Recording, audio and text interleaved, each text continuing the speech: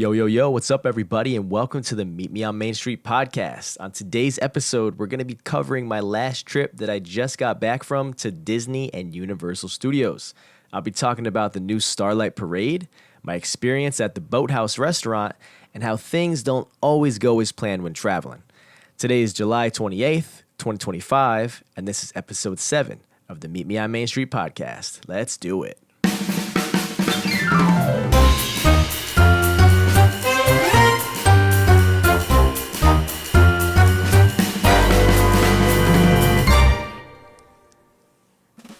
Yo, yo, yo, what's up, everybody? This is your guy, Joey Belveduto, a.k.a. Nostalgic Belv. And as always, I hope you're having a wonderful day. I want to apologize about not having the podcast up and running last week. It was chaotic. The day of travel was very chaotic. I will get into that a little bit more later on in the podcast, but let's just jump right into our Disney news. With Halloween and Mickey's Not So Scary Halloween Party right around the corner, new merch just got dropped and it's on the Disney Store website. They are releasing all types of things like baseball shirts, spirit jerseys, pullovers, zip-ups, pajamas, skirts, bags, hats, magic bands, earrings, ornaments, plush dolls, and much more. Personally, I like the spirit jersey and the magic band the best.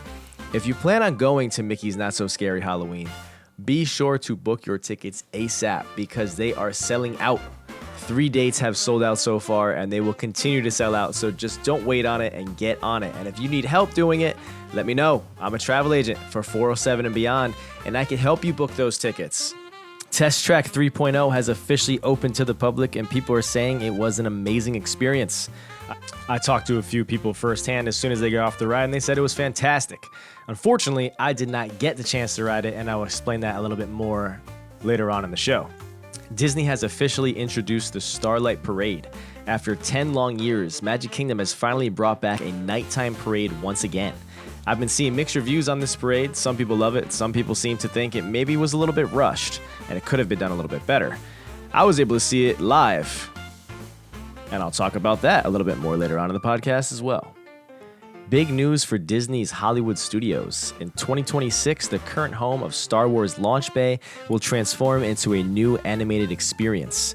The new story and theme behind this new area is that the animators have stepped away and the characters they've created have come to life and they are ready to play. You will be able to learn how to draw some of Disney's most iconic characters, and there will also be an Alice in Wonderland themed indoor playground. Disney is really giving us a lot to look forward to for the end of 2025 and the year of 2026. And that's it for the Disney news this week, guys. We're going to jump right into this episode where I'm going to be talking about my trip that I just got back from. So if you guys listened to the last episode, you know that this trip wasn't necessarily planned. It was kind of a spur of the moment thing. My in-laws, they booked an Airbnb a couple months back that had some extra space, and they gave us the invite if we wanted to go stay with them because there would be an extra room for us. We kind of just had to figure out if we'd be able to swing it financially and also get the coverage for our business to make sure that everything would be running smooth while we're gone.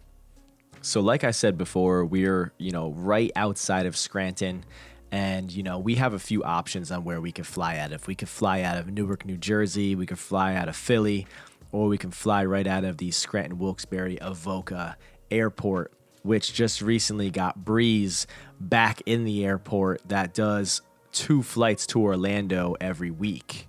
So the day of the flight, my plan was to go to work, try to get it done as fast as I can, come home, finish editing last week's podcast, get it posted, and because we live so close to the airport, I wasn't really stressed out about time. So our flight was set to take off at 8:15 p.m. And by this time, it was about 6 p.m. And we were getting ready to head over to the airport.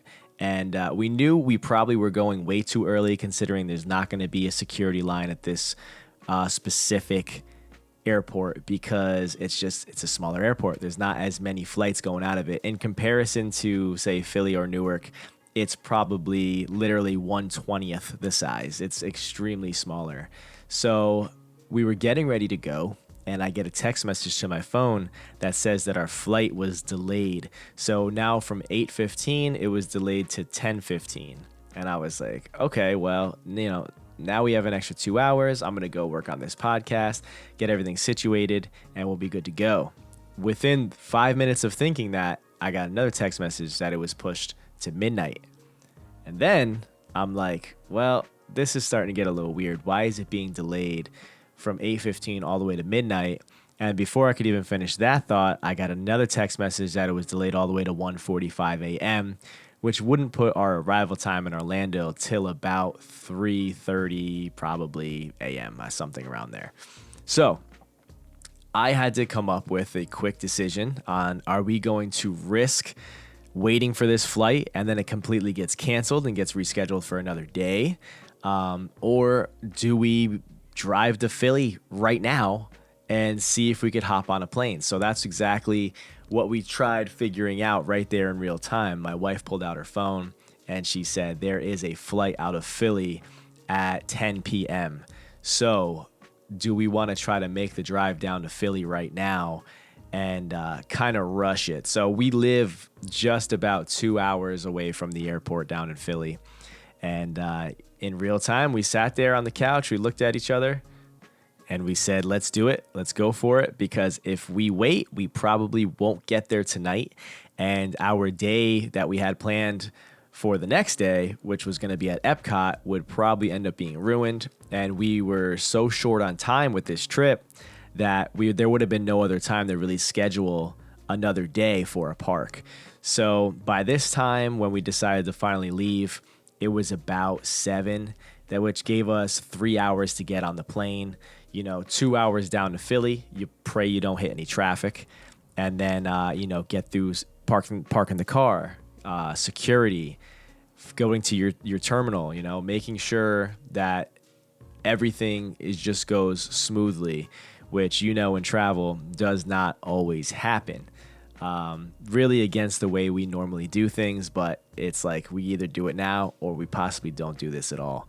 So in my mindset, I'm thinking there's no other flight out of Avoca Airport tomorrow.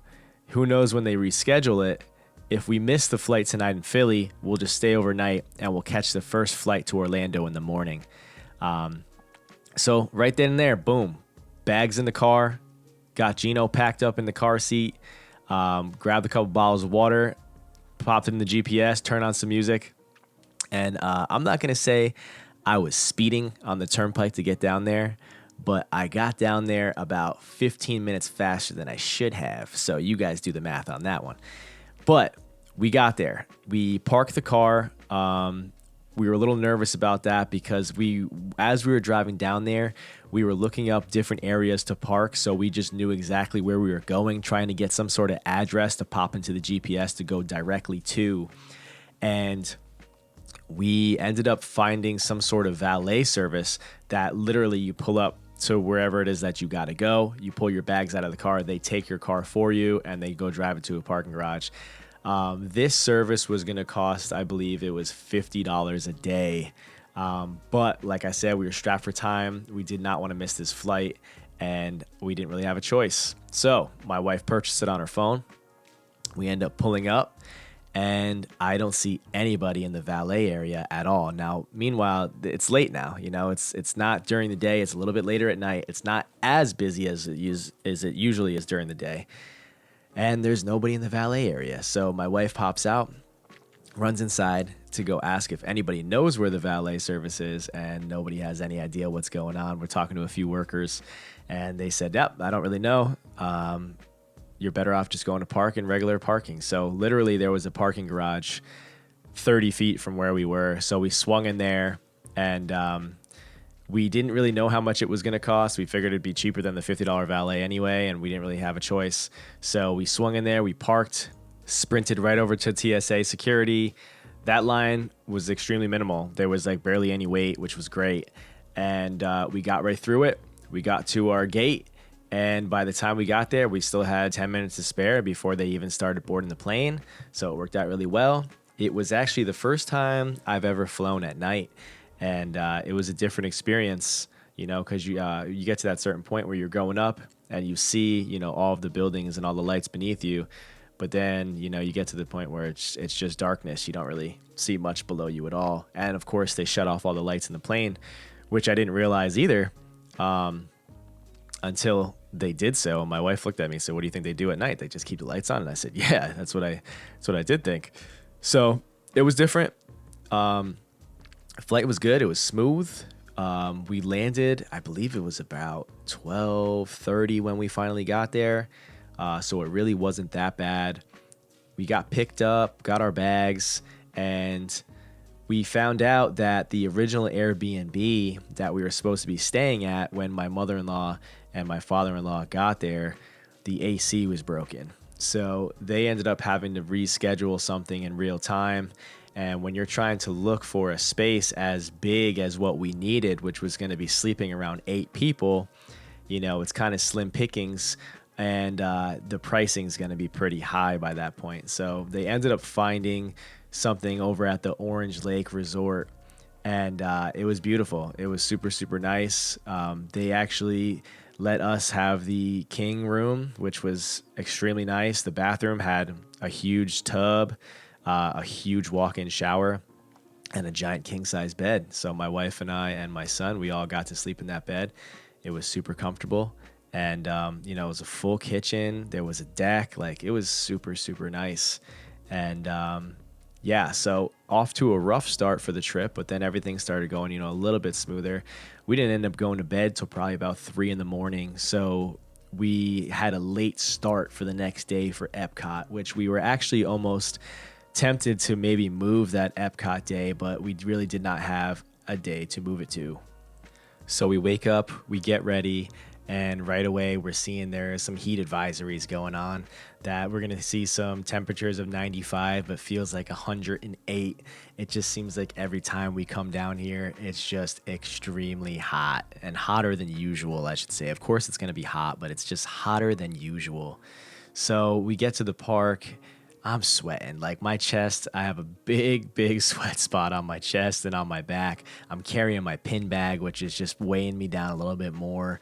And we decided to go to the Moana walkthrough. My son's trying to get wet running through there. And I end up running into an old friend, one of my really, really good friends from when I was a kid.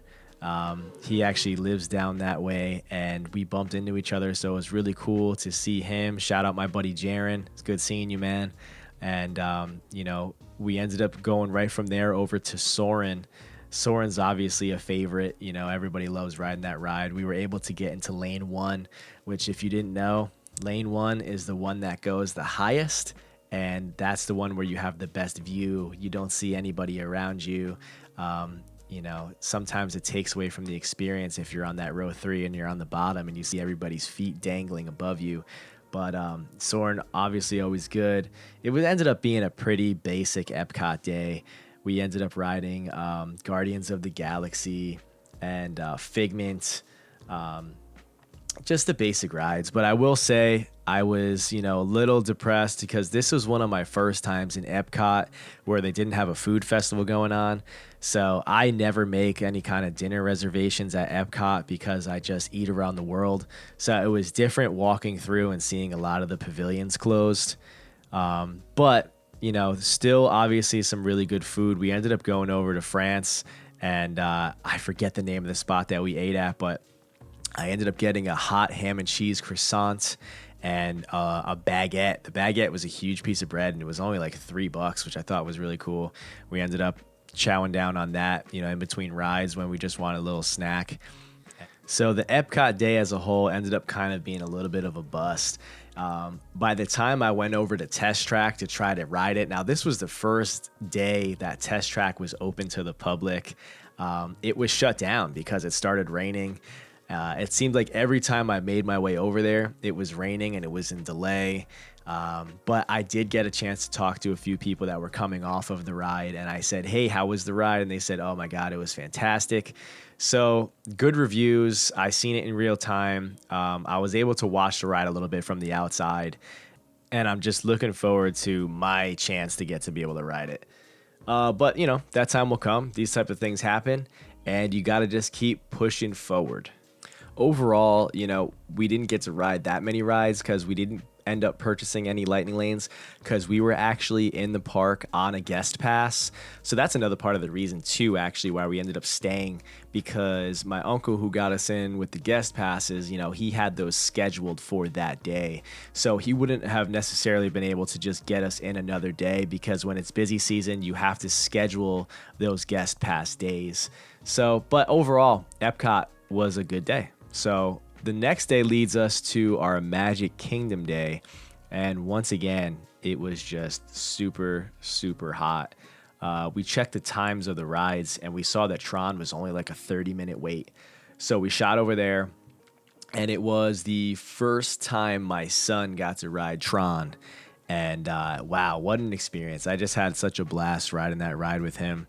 And, I always talk about the Memory Maker, guys. It's so worth getting, because, the video that they film of you on this ride, there just really is nothing like it. It's a memory that you could literally hold on forever, hence the Memory Maker name. But anyway, I'm going to make a post on my Instagram of like a photo video dump of just a bunch of stuff that we did while we were there. So if you want to see our Tron video of me and my son, it's pretty hilarious. His face is like super serious, and we both have this long hair right now that is just flowing in the wind. And I just recently dyed my hair blonde as a little bit of a joke. So it's kind of funny to see in the video, and I'm glad we have that memory now. But I will post that on my Instagram. Check it out on Belv Books Magic on Instagram, and you could see it on there. So other than that, we did have the Lightning Lane. We rode the People Mover. We did Pirates, Haunted Mansion, and, of course, did a little bit of some pin trading. We opened some pins this day, too. There was a couple new sets that we opened, which was a lot of fun. And, of course, the Starlight Parade.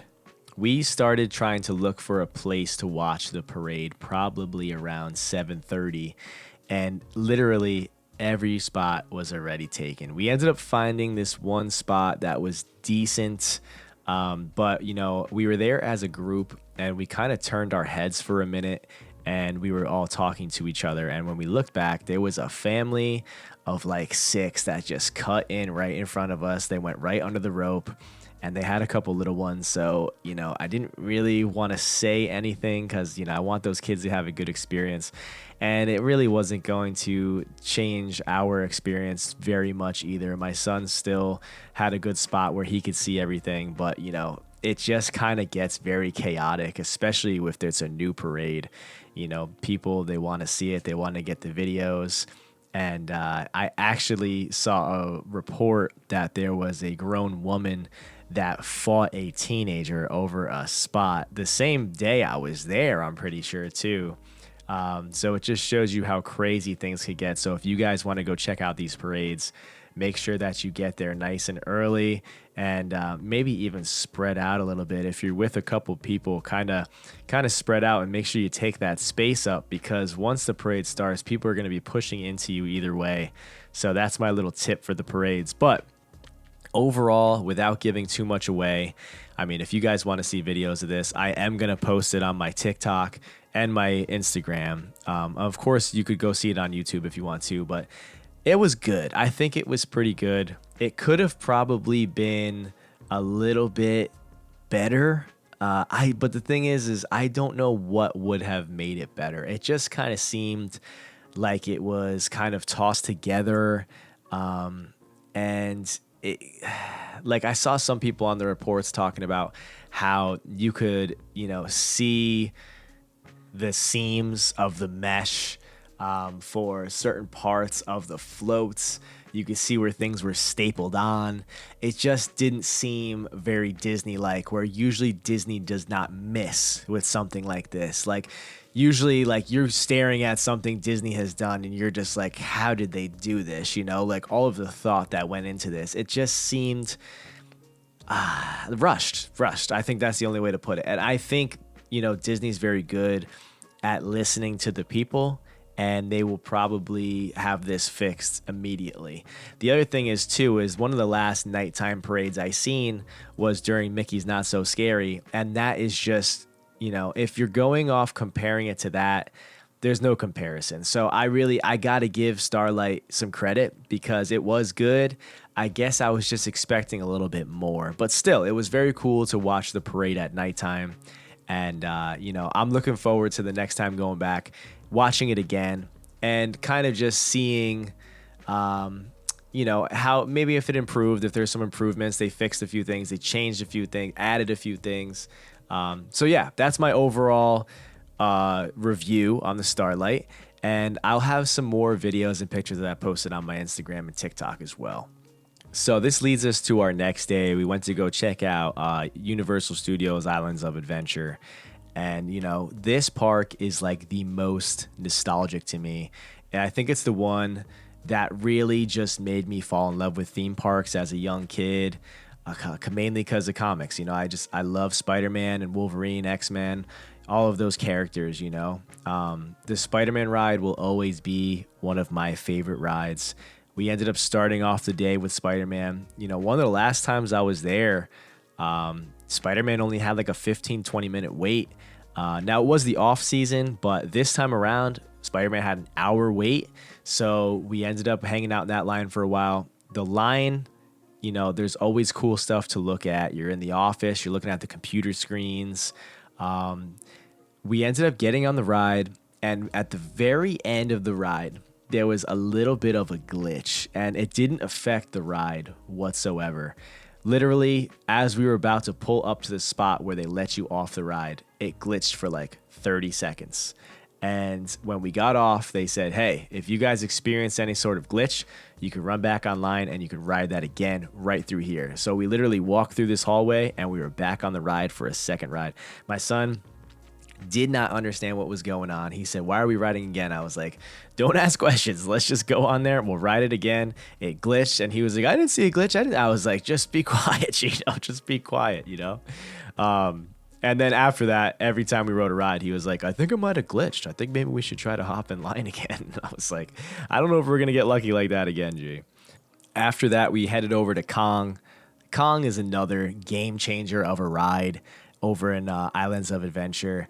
But I will say the old King Kong ride from back in the day, I wish they just never got rid of that. I think there could have been space for both of these rides. I apologize if you hear people screaming in the background. There's a bunch of kids in the pool outside my house. So occasionally you might hear a little scream. Don't get scared. But yeah, I just think there could have been room for both of those rides there because the original King Kong was just so iconic. In my eyes, it should have been a staple like the E.T. ride. But it is what it is, and life goes on. But yes, Kong, very, very good. The walk through for the line is very entertaining for that as well. After Kong, we headed over to Harry Potter. Of course, you got to get the butterbeer, We ended up getting a frozen butterbeer and a regular butterbeer. Then we went over to ride the Forbidden Journey, which only had about a 20-minute wait, which was pretty surprising for that ride. But yeah, it was really good. My son's first time riding that as well. Universal was very exciting for him this time around because he literally just crossed that 48-inch mark, and a lot of these rides, you got to be 48 inches to ride. So he was able to ride a lot of rides for the first time, which always makes it exciting for you. When you ride something or you try something with somebody who's never tried it before, it's almost like you're going through it for the first time again as well, seeing their excitement. And because it was such a hot day, we decided to hit all three of the water rides. We ended up doing Jurassic Park, which really doesn't get you that wet, but once again, a staple. I hope they never get rid of that ride. Maybe only improve it. I hope they never get rid of it. After that, we went over to Popeyes. It's been years since I rode that Popeyes ride. It was so hot. I said, screw it. Let's just go in there. We get a little wet. But this ride got us way more wet than I could have imagined. And I should have known. I saw people coming off the ride and they were soaked. They were drenched. And you always think maybe you're going to be the lucky one that doesn't. Never the case. We were soaked. So that by this time, I figured it wouldn't be that big of a deal to go ride the Dudley Do-Right's Ripsaw Falls because we were already soaked. We'll hit the dryer afterwards. And by this time, we were so tired anyway. That was our third park day in a row.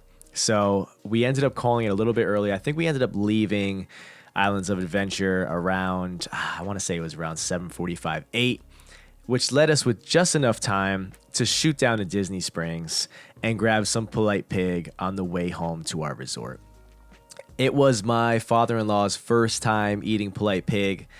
I just love seeing people's faces when they take a bite into those ribs or that cheddar jalapeno sausage or that brisket or that mac and cheese. You know what I mean? Everything at Polite Pig is just so good. Of course, you already know what I got. I got the butcher board.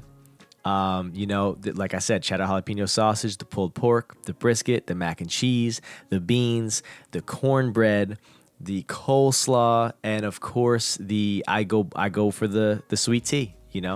Gotta have the sweet tea. My father-in-law got the sweet tea old fashioned, tried that for the first time. Game changer, super, super good. And then we did a little walking around Disney Springs. We checked out the big Disney store, and then we called it for the day. We headed home to the resort, and the next day was going to be a rest day for us, which was just much needed. Orange Lake Resorts just has so much to do. They got tennis courts, basketball courts, a whole golf course. They have a gigantic swimming area with a lazy river and slides. The Orange Lake Resorts are literally, it's a vacation in itself if you didn't want to leave that area. So we had some dinner reservations made for the Boathouse down in Disney Springs. All of us were going, and we got my uncle John and his wife, my aunt Anais, to come as well. So I was super excited for that. And obviously, the Boathouse, the Boathouse speaks for itself. For those of you guys who don't know about the Boathouse, it's a restaurant down in Disney Springs. It's a waterfront dining spot. It's got this cool vintage vibe inspired by like classic boats. They even have these amazing like wooden boats on display. And there's even one that you can ride out onto the water. Very, very cool. I didn't get the chance to do that, but I would like to do that the next time I'm there. It's like, looks like an old car, but then it goes out onto the water. I don't even know how to explain it, but it was very cool. The food, top notch. Think fresh seafood, steaks, a lot of delicious options. Known for great service, unique atmosphere. In my eyes, it's now a must visit in Disney Springs. So yes, we pull into Disney Springs. It's a Friday night and it is packed. The Lime Garage is already full. So we end up going to the other garage that brings us right to the entrance of Everglades Donuts. Not something you should probably eat before you're going to have a really good meal down at the Boathouse, but we walked past and we couldn't resist. We saw them through the window and we stopped into Everglades. We got the Cinnamon Toast Crunch donut, the Nutella Boston cream, and I think it was called like a peanut butter explosion. Bunch of peanut butter on it, Reese's Cups, all that type of thing. Game changer. Game changer. Donuts, so good. And then, of course, after that, we make our way over to the Summer House, which, once again, probably shouldn't be eating this stuff right before a big dinner, but you're on vacation, and you could always take a bite and save the rest for later. Stopped in there, got the Dubai chocolate, the peanut butter, the banana, the butterscotch, and me, I'm just a plain Jane chocolate chip loving cookie guy. You know what I mean? I love a good straight up chocolate chip cookie. We swung over to Gideon's, but the line was just way too big at this point, so we decided to skip out on Gideon's. But of course, right next to there is the ganachery, and my wife saw some homemade fresh s'mores that you could get there. She saw it on TikTok, so what'd we do? We swung in there. They got some homemade chocolates. I had one, very, very good. I had a peanut butter one. You guys will learn about me. I love peanut butter, anything peanut butter. And we got a homemade s'more. My review on it. What a s'more should be. Melted chocolate, melted marshmallow. It was torched. I get to see it through the window. I got to see them make it. Now, let's go to the graham cracker. It's not your typical crunchy graham cracker. It's almost soft and bread-like. It's different, but it's very good. The one thing I appreciated about it is when you bite into a normal s'more, sometimes it's going to fall apart. You got that graham cracker just cracking up and falling out of your mouth. This was easier to take a bite of, and you were able to get more of the flavor all at once. My wife, not so crazy about the cracker, or if you even want to call it a cracker. But overall, it was pretty good. It was pretty good. So by this time, we go over to the Boathouse. It's just about time for our resi, and we meet up with my uncle and my aunt, and he mentions to me that he knows this gentleman that he met that works at the Boathouse, who's originally from Jersey. So myself, my uncle, that's where we're originally from. We're from Jersey. So he kind of hit it off with this guy. He was like a server, I think a manager actually at the time. I think he's a manager now. And he said, there's a guy that I met here a while back. He's from Jersey. He's a good dude. I have his number. I was going to text him, but, I didn't want to bug him. Maybe we'll see him in here. We ended up having his section. This dude was one of the best waiters that we've had in a very, very, very long time. Honestly, probably the best waiter I've ever had. Super friendly, super nice. We got all of our food, our apps, our drinks, everything just so quickly. You could tell he truly, truly cared about his job. His name was Ricky. Ricky from New Jersey, from Rahway, New Jersey. Shout out Ricky. Super good dude. And he just made the experience at the Boathouse overall amazing. I'm sure everyone there is a great waiter, but Ricky he was a game changer. Ordered a couple old fashions around the table. Delicious, very good. The bread, just as simple as the bread they bring out. It was like a honey glazed bun. Excellent. Just super, super good. I love myself a good piece of bread, especially being from Jersey. I love bread. Chips came with this pimento cheese we ordered as an appetizer. It was a salsa and pimento cheese. Delicious. I got the fried calamari. Came with also these fried jalapenos. And the sauce that you dip it in, I can't explain what the sauce was, but it was tangy. It was different from any kind of other sauce that I've ever gotten with the fried calamari. Excellent. It was just so, so good. I literally, I didn't even want to share it. I gave a couple pieces out and I ate the entire thing myself. Then I saw a guy walk by holding these giant shrimp.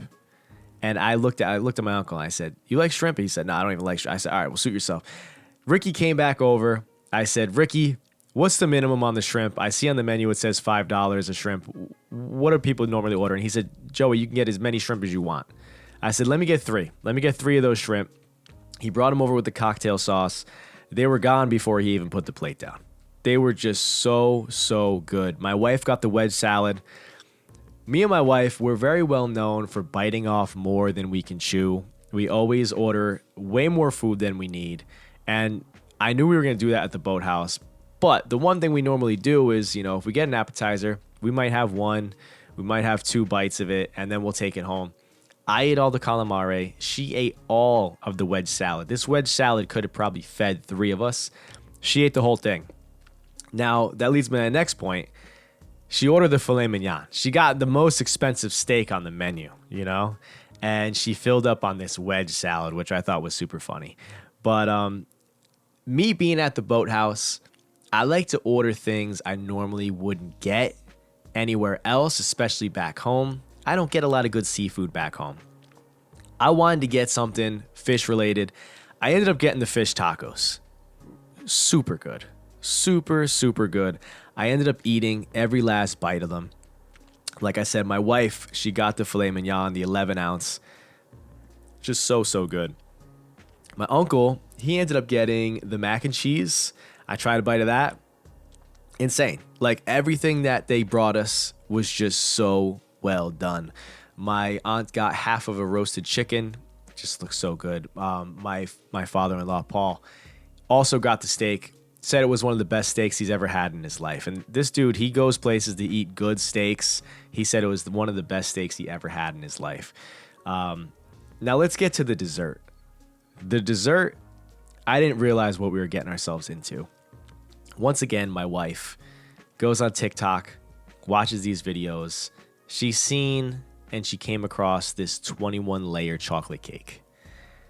So the menu reads, serves 2 dark chocolate mascarpone, chocolate ganache, and vanilla ice cream. First of all, this thing fed the whole table. There was 8 of us. We all took a bit of this cake, and there was still some left over.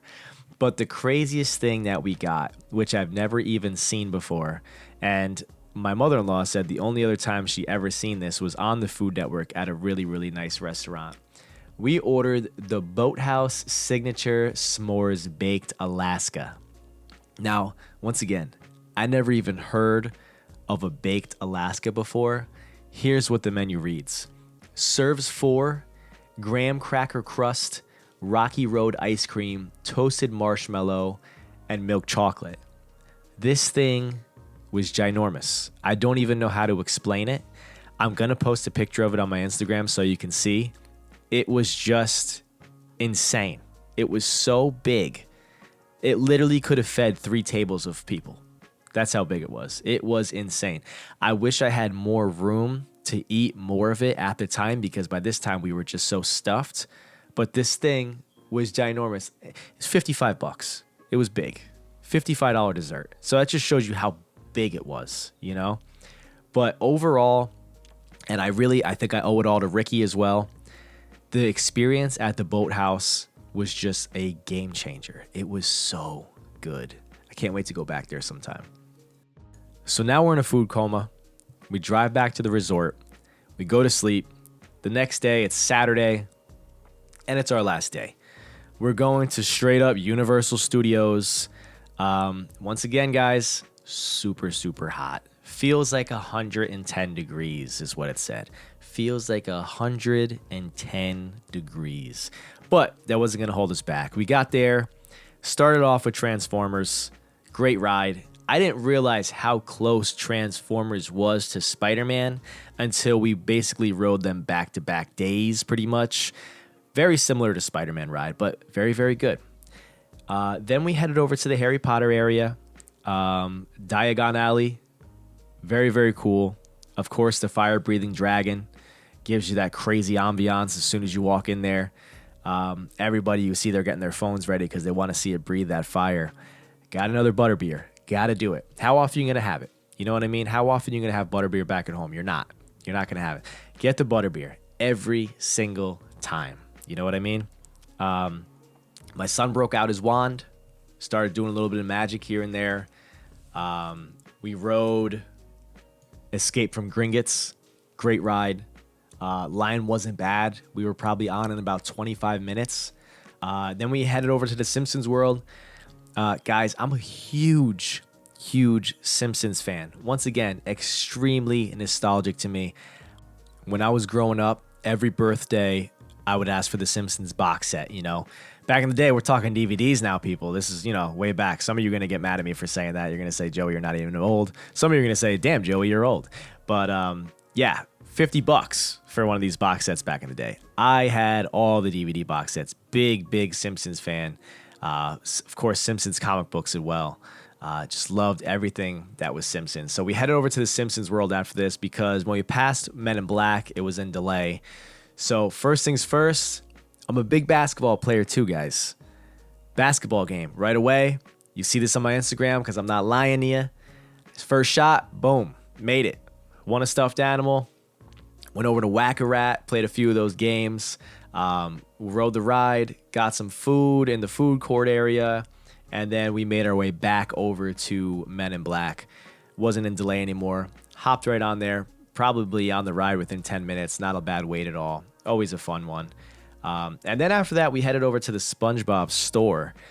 Now, one thing I gotta say, there's a SpongeBob store, but it's crazy to me that there isn't a SpongeBob ride.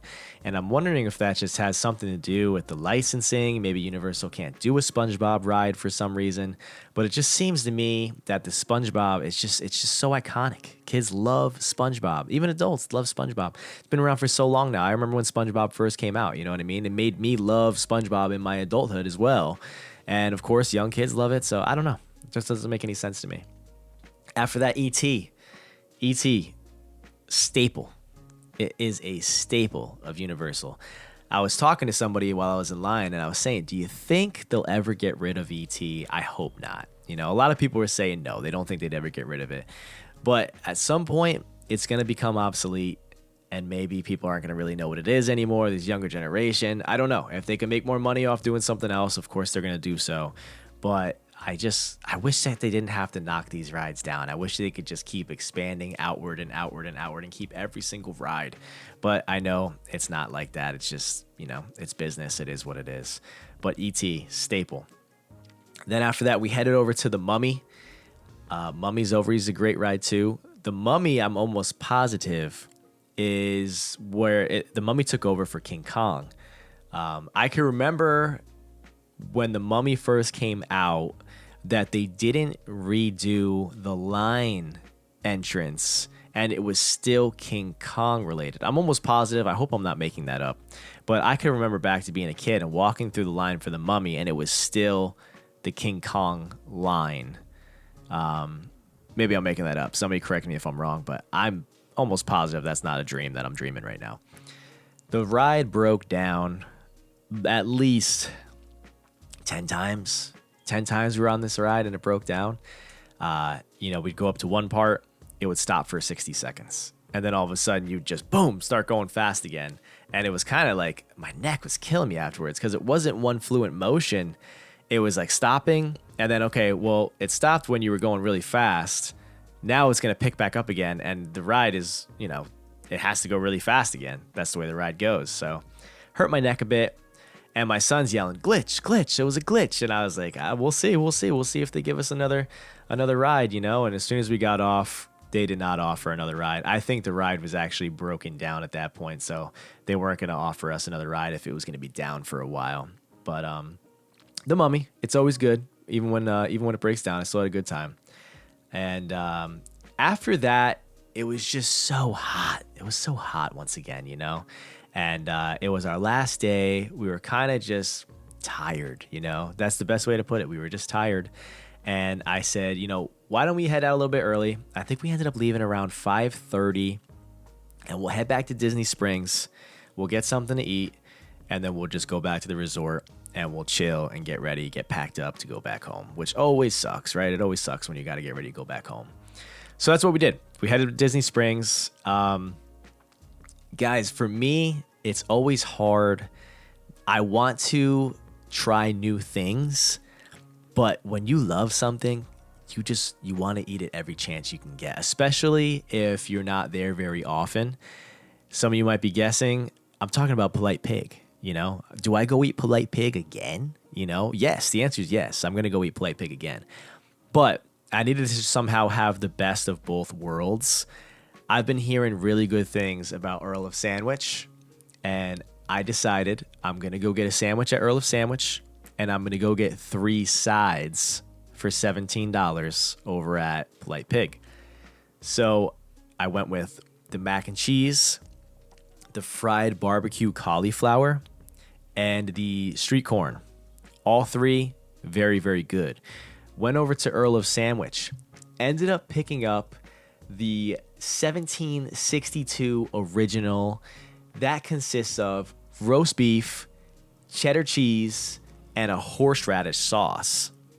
Good. It was phenomenal. Very, very good. Ended up picking up a bag of chips there as well and potato salad.